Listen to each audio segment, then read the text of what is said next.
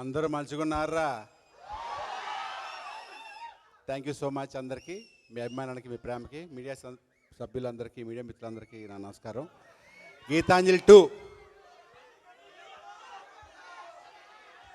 ఈ గీతాంజలి మళ్ళీ వచ్చింది సినిమా గురించి మాట్లాడుకుందాం. ఈ సినిమా చాలా స్పెషల్ మూవీ మా లైఫ్లో. ఎందుకంటే మేము ఒక స్టేజ్లో 10 years బ్యాక్ ఈ సినిమా సూపర్ హిట్ అయ్యి మళ్ళీ మా కంబ్యాక్ లాగా అందరికి మంచి పేర్లు వచ్చి మళ్ళీ బిజీ అయిపోయి సినిమా తర్వాత.